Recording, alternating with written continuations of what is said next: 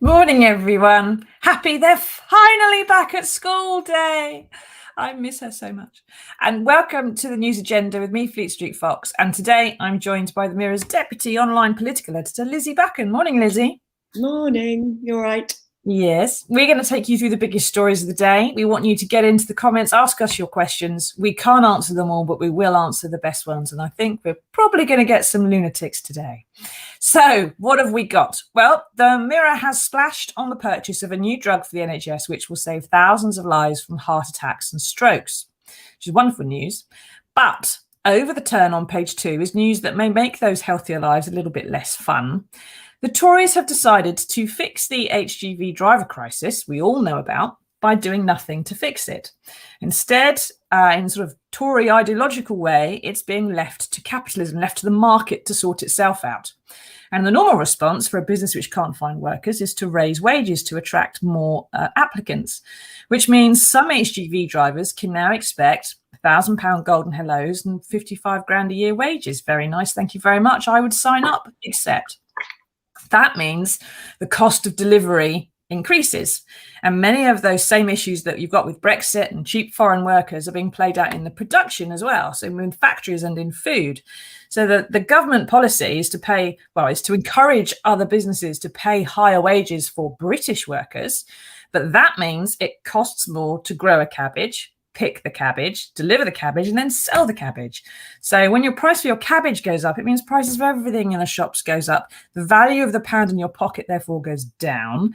And a further impact is when the Bank of England tries to control inflation with hikes in interest rates, which affects borrowing, credit cards, mortgages, and everything else. Now, I'm no economist, Lizzy. I did have to Google some of that stuff.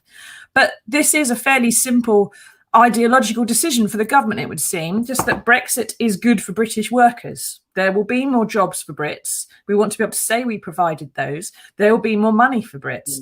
But the downside is that money will be worth less, and the job still doesn't actually really, in practical terms, pay you any more than your last one did. Am I right? Yeah, well, I mean, it's the government's really key, has obviously been really keen all along to kind of shout about the benefits of Brexit. And one of the promises that was made by the Leave campaign was that, it would be easier for, people would take back control of, our borders, our money, our jobs, all of that sort of thing. And this is an area where you see that being played out, that, it's now much more difficult to get for workers from Europe to come, from the EU to come to the UK, which means across the board we've seen challenges filling work. And I think the government is obviously trying very hard to not make a big thing about this as well. I think we've seen issues with shortages on shelves in recent weeks, but no ministers are really talking about it. And I think they're sort of hoping it's going to go away in some way. Whereas actually, if you look in the piece today, obviously the British Retail Consortium make the point that it's all very well, pretending it's not going on for now, but what happens when we get towards Christmas, when we get towards the point when people are really ordering a lot more from abroad, and you could really see those shortages. And as well, we don't know what the situation is going to be like with the virus in the autumn as well. I mean, obviously everyone's hoping that the vaccine is going to continue to protect everybody and that we're going to continue on our path to normal, but that there is every chance always with coronavirus that something unexpected turns up. So it does mutate a bit like Brexit has in a way. Now, Pip says, why aren't the Labour Party? Why isn't the Labour Party? Sorry, plurals for organisations really upset me. Shouting about Brexit and what a disaster it is. That's partly because, Lizzy, when they did shout about Brexit and what disaster it was going to be or how it was turning out, they did really badly in the polls. It didn't make any difference. So that's probably why. Have they got a Brexit policy these days? As far as I can see, their Brexit policy is don't mention Brexit, like ever. Labour are basically desperate to move on from Brexit. I mean, the government are quite keen to move on from Brexit, not as keen as Labour are, because it's been such a hard issue for them to find a voice on, because half the party's sort of split in some ways, not entirely in line with the public, but it reflects the similar kind of splits of the fact that some people are very pro EU, some people are anti, some people are somewhere in the middle, a lot of people just want to move on. And Keir Starmer is trying to move away from the kind of perception he had when he was shadow Brexit secretary, when Jeremy Corbyn was leader, that he was sort of he was more pro EU and pro Remain than some other members of the party leadership. And he's just trying to move away from that. So you rarely hear him talking about Brexit. You rarely hear the party doing anything about Brexit, because they just, as you say, they did badly. It's a divisive issue. They're trying to win back seats in and support in some of these sort of so-called red wall seats, which some of which have large proportions of Leave supporting voters, and they just don't want to get caught in that Brexit tangle again. No, and it's just very unsexy to be talking about stuff that's a long time ago, and you've got to kind of move on from it. Now, Phil says quite rightly, HGV shortage is not all about money. It's the working conditions, etc. Working 15 hours a day. It's an ungrateful job. You're never with your family. Although driving hours are limited, you are doing really long days in this job, which is why I haven't immediately signed up to do my HGV test, having heard what the kind of wages they were getting. And it's the unloading and loading times and so on. It's driving all over the country. It's bad backs and all the rest of it. And I don't think at the moment they're even classified as key workers. Now, Mike says, morning, Mike, is the fact that Wetherspoons are running short of beer because of supply chain problems the one piece of Brexit good news? Only if you really don't like Tim What's-his-face, which I don't think anybody does, even those who work at Wetherspoons. But the end result of shortages is that there are fewer choices on the shelves. You have to just buy what's there. And when you get to, without being able to choose the cheapest option, and when you get to winter and autumn as we are now, the British harvest season is going to start in the next month or so. And it's been a bit of a rubbish summer, actually, because there's not been much sun. And then you're going to get into winter. And the only thing you can eat that grows in this country in the winter is sprouts and turnips. So we're going to have fun. In the good luck getting your tomatoes. Hamilton says £15 an hour, the £1,500 retention for a 45-hour week. I got 15 quid an hour driving HGVs in 1998. So the wages have stagnated for a long time. That was why you had so many foreign drivers, wasn't it, Lizzie, bringing a lot of stuff in from Europe and coming and going all the time because they knew they could see their families at one end of the trip or the other. Brits didn't do it. You've got a much older population as well doing the job of HGV driver. You're generally male, you're generally over 45. How they think that this is going to fix our unemployment problems when you've got a lot of youth unemployment is beyond me. Why aren't, as it says in this story here, the government has been urged to fix the real problems by turning to European drivers, giving them some emergency visas to European drivers to come in and do this work, streamlining the training and the testing regime and getting these tests through, which have been delayed by COVID. Why aren't they are they doing those practical things? And if not, why not? Not as far as I'm aware. Again, I think that they are just, I don't know exactly how much focus is on this issue, despite the fact that it is clearly quite a serious problem. I mean, giving temporary visas to EU drivers would at least help, mitigate some of the shortages, because I think that there's something like 100,000 driver shortfall. And obviously, it's going to take time to train and test British drivers. And so, getting drivers in from the EU is obviously a short-term solution.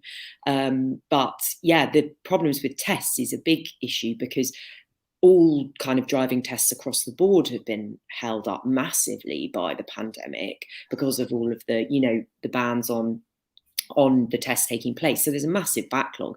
So, if you want to get this problem done quickly, you're either going to have to bring drivers in from abroad, i.e. the EU, or you're going to have to find a way to recruit staff who are already trained in the UK very, very quickly. And I don't know how you do that. perhaps with less testing, or you're going to try and encourage younger people who would require lower wages to do the testing and get them into run.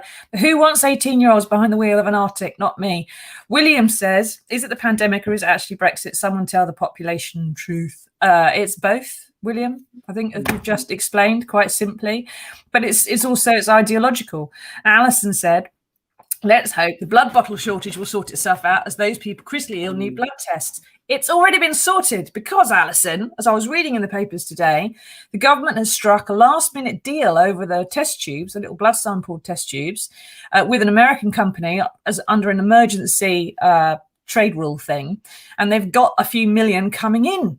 So we can do a few more tests in the next few weeks, but they're still going to be rationed. And if they can do an emergency last minute, oh, holy hell, we've got to buy some test tubes.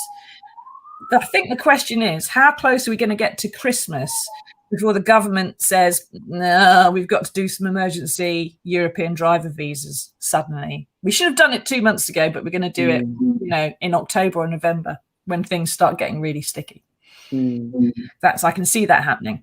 Now, there are a lot of young people, says Mavis, out of work, but they're only looking for jobs that are not what the country needs. This morning, a farmer said, though DEFRA are telling them their staff from the UK, they said they don't want it. So what do you think's the answer? Well, the Tory solution, Mavis, is pay them more money, and then anybody will want to go and pick cabbages. If you're paid £1 million, you'll pick cabbages.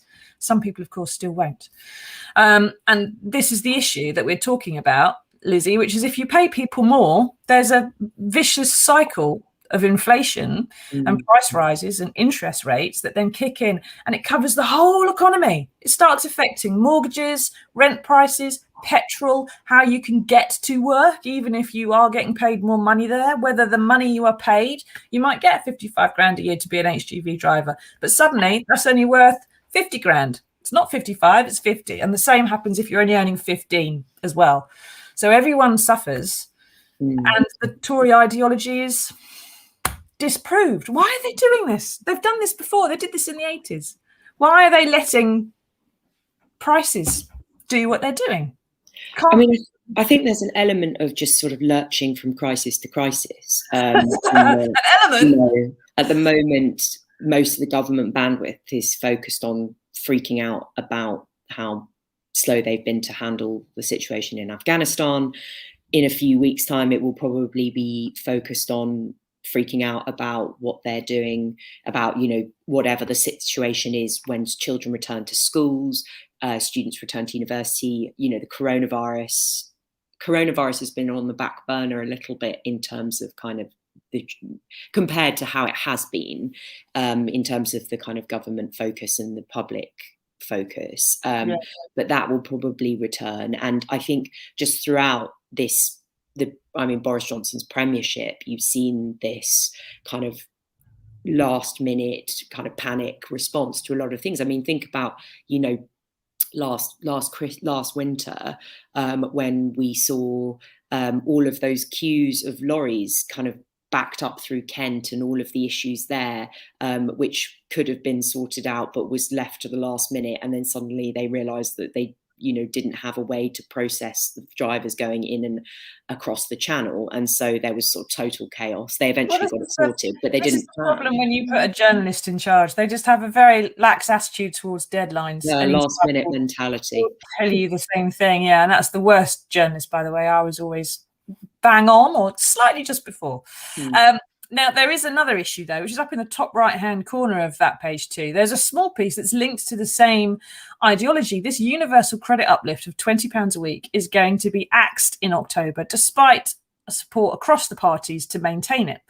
And when she was asked to reconsider, the Work and Pensions Secretary, Therese Coffey, said, and I quote, "Now the economy's reopened, it's right the government should focus on supporting people back into work." Right?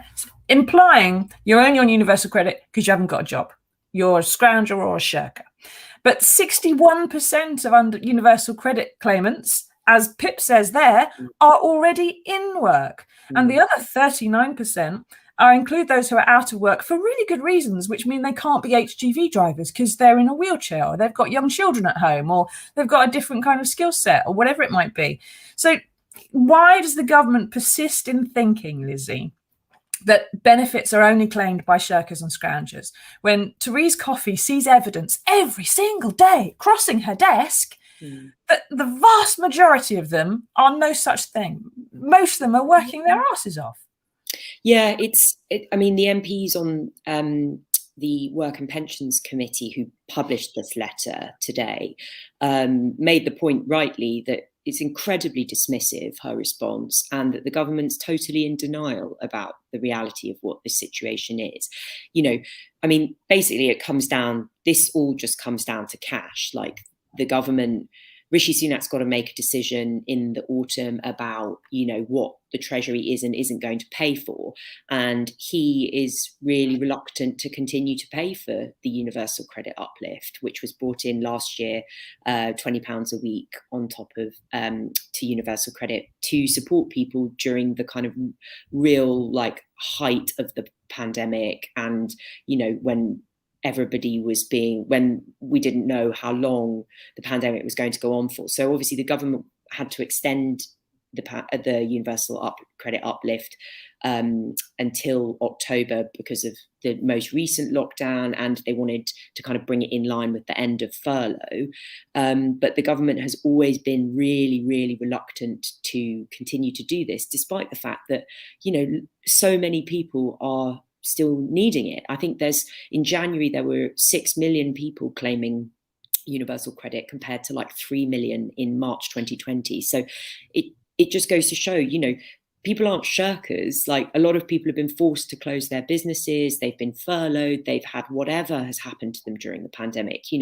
There's been this whole public attitude towards government help has changed in a lot of ways. Quite resentful though, isn't it? They're handing out help resentfully. You should be doing this yourselves, people. And Michael says there, people have been made redundant, lost their jobs because of the pandemic. They've ended up finding themselves on universal credit through no fault of their own.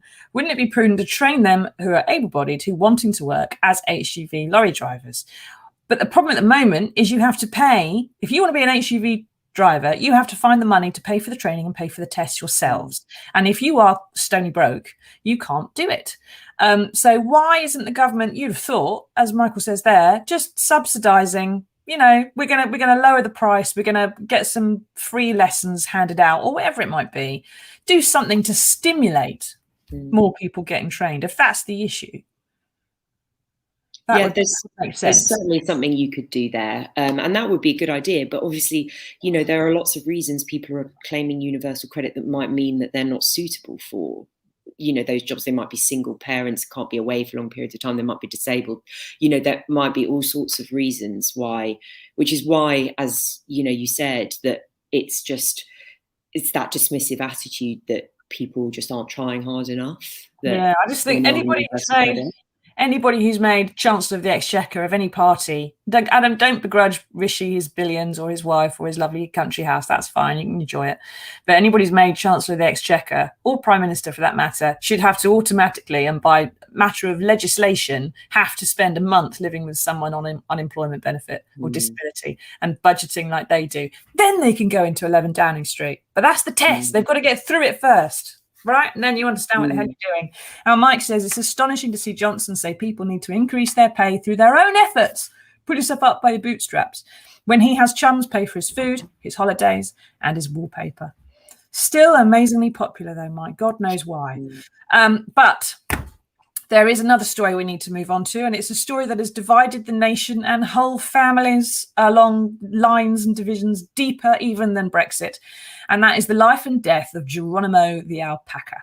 Now, this furry stud, that's why he was imported in the first place, was to make more alpacas and some money, finally met his end yesterday when the deaf revettes came and got him. And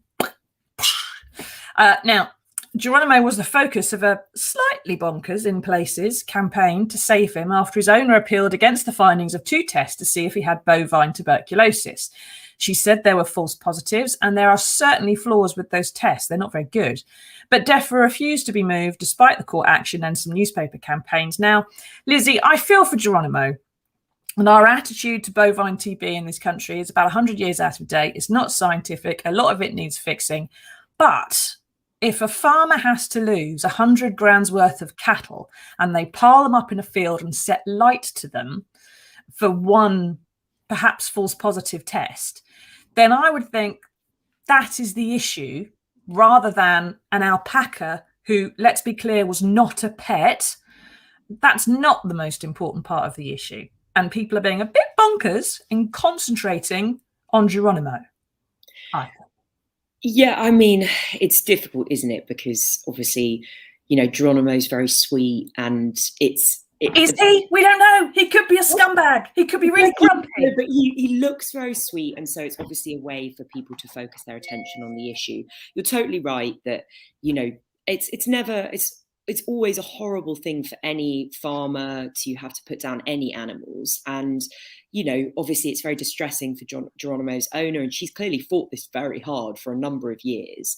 But ultimately, all of the the government vets and all of the experts and the High Court judges decided that this was something that had to go ahead. And I'm a bit of a softie, and I feel sorry for Geronimo. But ultimately, as you say, that farmers are being asked to put their animals down. There can't necessarily be an exception here. If every one of those cows in a funeral pyre had a name, there's Daisy. Daisy's copped it. Oh, and there's Georgia. She's gone as well. Esme, Ethel, Mabel. They've all gone in the pile. There'd be perhaps more interest. It's because there's an animal and it's one lone animal on its own. There's a name for it. I think is half the issue. But what do you think about Geronimo buying it? Do you think that was fair or reasonable? Are you more or less bothered about the cattle that get slaughtered in far worse ways? At least Geronimo got personal attention when he was, cattle. They just get done and then burned. Mim says it was heartbreaking. He's been here for years, though. All they had to do was test him again. It's awful. I hope they test him now and he's negative. No animals are infected around him. I don't get it at all. He has been kept in some isolation, although I think there's only a fence between them.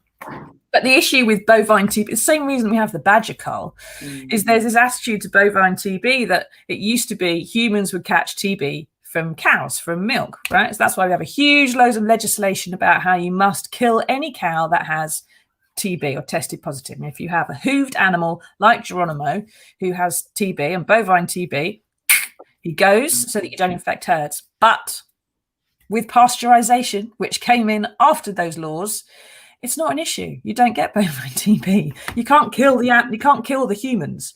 And a lot of animals with bovine TB will be fine with it. Some of them will be ill, but most of them can get through life and be perfectly happy and don't need destroying for their own health either. This was supposed to be, Lizzy, one of the benefits of Brexit was that the European legislation wasn't letting us vaccinate animals against bovine TB because when you imported them to the EU, it showed up as being positive for TB, and therefore you couldn't sell into the European market. If we left the EU, therefore, in theory, you could pass a law saying we're going to vaccinate all our cows, we can stop killing the badgers, Geronimo and the likes of him will be saved forevermore, and we'll all just be sensible. We'll stop selling raw milk at the farm gate because that's stupid. But we've left the EU, and we're still sticking to the EU rules because we still have to sell beef to the EU, which it's interesting. Summed up, isn't it? Yeah, that's the thing. We have the power to set our own rules on so many facts, but ultimately we still have to trade with the same people. And the EU is one of our biggest trading partners. So, that means that we have to be aligned with their rules in lots of ways.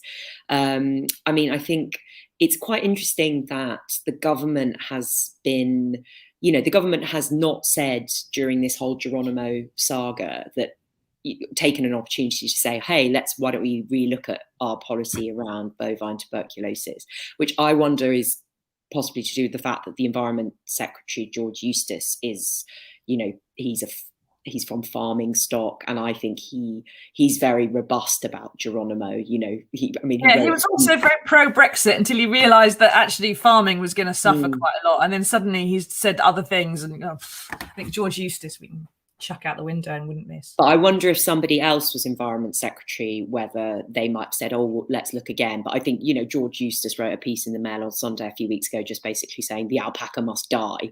And you do sort of wonder whether he might have offered to sort of go around himself and just sort it out. Yeah. But no, I'm joking. But yeah, I mean, it's go hand-to-hand combat with Geronimo. Exactly. Yeah.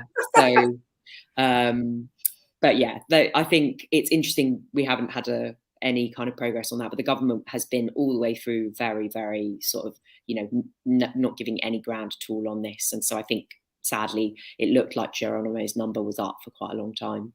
Yeah, vaccines are the way forward for everyone, including alpacas. I wonder if there's a Venn diagram between people who were really, really, really pro, you know, Operation Ark and alpacas and animal safety, and who won't have a vaccine. I wonder if there's sort of an overlap between some of these people that may be in the same echo chambers on social media. Who knows?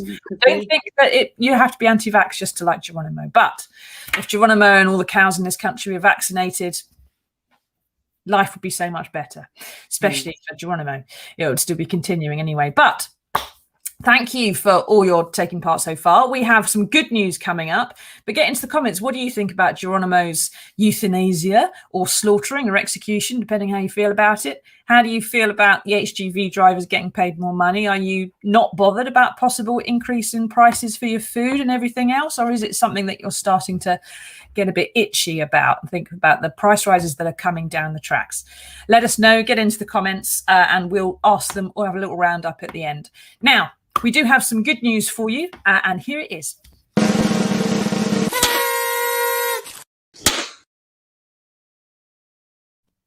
Now, it's not really good news because they've actually stopped doing it. But on page 6, I wanted to bring you the story of Pauline and Roger Fitter, who fostered, wait for it, 620 children, Lizzie, over 56 years.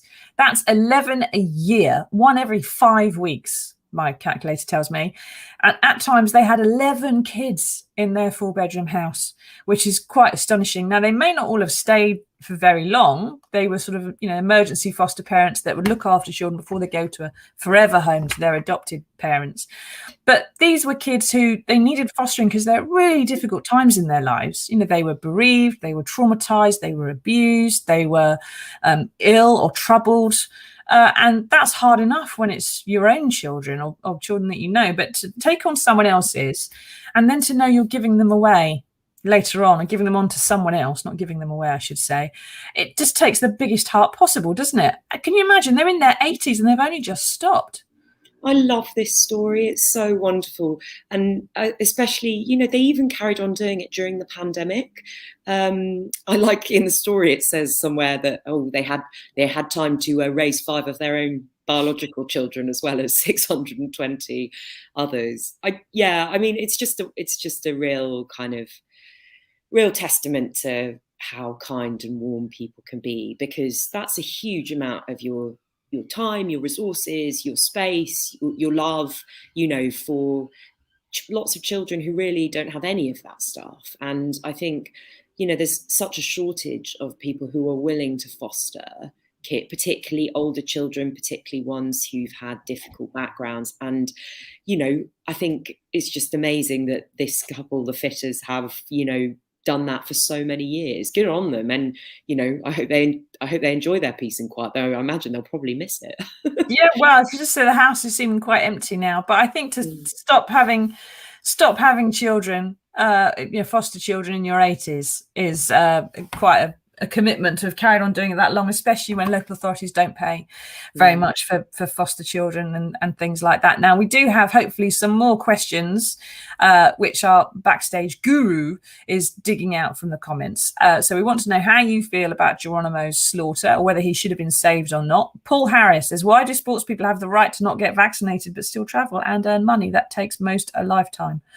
Do they? I didn't know this. They have a right to not get everyone's got a right to not get vaccinated, Paul. Number one, you don't have to do it. You should, but you don't have to. But you can travel without a vaccine, I understand, at the moment, can't you, Lizzie? So it's not that sports people have anything different going on. Quite. No. I mean, that's something I'm quite interested in. There's this whole issue with footballers of most Premier League clubs won't say how many of their players have been vaccinated. I think only a few like Leeds United and Wolves have kind of actually confirmed that most of their players are vaccinated. So there's a sort of weird code of silence around it. And now, obviously footballers and other athletes are very much in the spotlight. And so you would hope that they would be setting an example, especially because, the government for a while was suggesting that football fans would need to be double jabbed to go and watch matches. So it would be a bit mad for the fans to be forced to be, obviously we believe that everybody should get their vaccine, but obviously it's not mandatory. But yeah, the fans are required to do so by law to come and watch the match, but the footballers on the pitch are not vaccinated. So yeah, it's a difficult one. But as we say, the UK does not mandate vaccines, so people will always be able to make their own choices on this unless something changes. And if they're travelling for sport, they still have to quarantine and so on, or they should do follow the quarantine rules. Although I think they have to get tested, as most people have to get tested, depending on where you're travelling. But if you're not vaccinated, you have to quarantine. Yeah, except if you're invited by the government, because I saw a story at the weekend that COP26, the climate summit, when it goes ahead, I think it's COP26, they're all going to be, they get waivers. They don't have to quarantine, same as they did for Wembley, which is foreign officials. There's a bit of a sort of grey area around that, which again with the football thing is quite interesting, because for the Euros, lots of officials from UEFA were allowed to come to the UK without quarantining, but they're not, because the UK is not hosting the World Cup. The government is not extending that to players or officials to do with the World Cup. So, but it sounds like they are for COP26, which is being hosted in Glasgow in November. So yeah, that seems, the government's often able to find a sort of pilot scheme or something like that if they need. If they want to. If they don't want to isolate. I can understand how someone from, France or Norway or America has to fly to Glasgow. Really, sensibly, you could swim, but it's going to take a while. They've got to fly to Glasgow. I wonder if the UK ministers that go will be flying or going on the train or driving up in a convoy of gas guzzlers, because of course Boris flew down to Cornwall, didn't he? So we'll have to wait and see. Now Samantha says, morning Samantha, we have you regularly on here. Contagion doesn't exist. Contagion don't exist. No contagion, or doesn't, I don't know. Mad cow was fake. It was GMO, genetically modified oil in the feed, not brains. Okay, Samantha, every time you're on here, you're saying that something doesn't exist. Vaccines don't work. COVID doesn't exist. Something else doesn't exist. I don't know what kind of echo chamber you're in on Facebook, but you are following the Mirror page, so it can't be that bad. Come back on here when you can confirm to me that something somewhere does exist, even if it's only the sun in the sky, all right? And then I'll have a lot more faith in some of the things that you say. And Sarah, who here is replying to Samantha, sorry, I prefer to follow the science, peer-reviewed evidence, and not someone from Facebook. Thank you, Sarah. Thank you, Sarah. That's what we do. You can follow us on Facebook because people like Lizzy are talking to the scientists and then telling you. So that's a great idea. Chantel says, it made me cry to see the way that poor alpaca was treated. The animal must have been so distressed and frightened. Should have been treated with more compassion. And no, I don't agree with the decision that was made. It wasn't very nice to see it dragged out of the field with a rope around its neck. But the reason it was done in a hurry and the reason it was done, we haven't got time to coax it onto the lorry and we have to have armed police escort, was because of all the lunatics who were there, including spraying water in the police's eyes and then wondering why they were getting arrested. Wasn't it, Lizzy? So, I mean, yeah, and I would have had a happier end if it weren't for all his supporters in a way. Yeah, I mean, it was very, like, I found it quite sad watching him be dragged away. But, for whatever criticisms we might have of the policy and the handling of it, the DEFRA officials are all fully trained, and they would have treated him and the euthanizing him with they're trained to do that. They wouldn't have been cruel. So I think, it was a distressing sight, but I think, he would have been treated fairly, as. Yeah. It would have been a pain-free end. And let's remember, he wasn't a pet. as well. But poor Geronimo, his problems are over. Ours, it looks like, thanks to the Tory government, are continuing. Join us again. Thank you for joining me, Lizzy. Thank you, everyone, for taking part, even Samantha. And we look forward to hearing about her confirmation of the Sun in future editions. We are back next Monday for another version of the news agenda. Do come back and join us then, 9 a.m. sharp. Don't be late. Bye, everybody.